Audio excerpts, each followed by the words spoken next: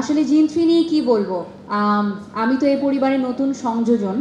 অনেকটা credit goes to যারা part 1 এবং পার্ট 2-তে ছিল, স্পেশালি সজল ভাই, পূজা।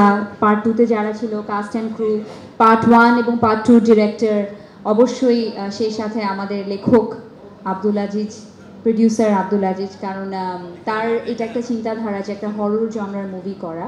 তো এটা আমার ক্যারিয়ারের প্রথম একটা হরর ফিল্ম। আমি কিন্তু অনেক ভীতু প্রকৃতির মানুষ, প্রতিদিন দোয়া পড়ে সেটে যেতাম, আবার বাসায় এসে দোয়া টোয়া পড়ে নিতাম যে আল্লাহ প্লিজ কাউকে যেন না খাপাই দিই কোনো একটা অ্যাক্টিভিজমের মধ্য দিয়ে, কোনো যেন উল্টাপাল্টা কিছু না হয় আমার সাথে।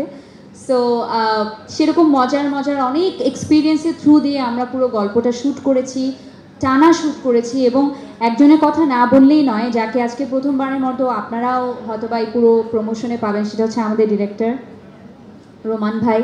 রোমান ভাইয়ের সাথে এটা আমার বলা চলে 5th প্রজেক্ট, কারণ এর আগে তার সাথে তিনি চিফ এডি হিসেবে আমার বেশ কয়েকটা সিনেমা ছিল, বাদশাদা ডন, ইন্সপেক্টর নটিকে, হিরো 420, তারপর আরও বেশ কয়েকটা মুভিতে উনি চিফ এডি হিসেবে ছিলেন। ওনার সাথে আমার কাজ করার সুযোগ হয়েছে, কিন্তু আগের বার বকা দেয়নি, এবার অনেক বকা দিছে।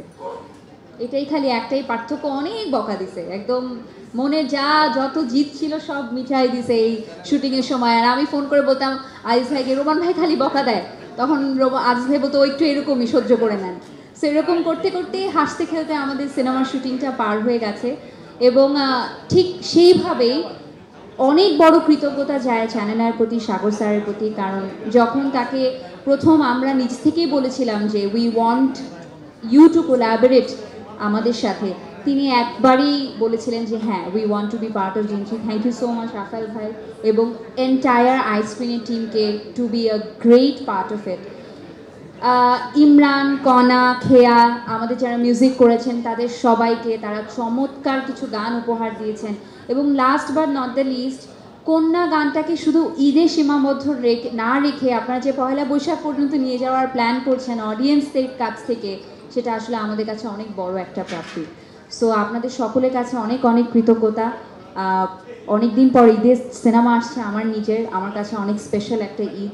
আশা করি আপনাদের থ্রুতে, গণমাধ্যমের ভাই বোনদের থ্রুতে এবং আমাদের মিডিয়া কর্মীদের থ্রুতে দর্শকের কাছে পৌঁছে যাবে সেটা।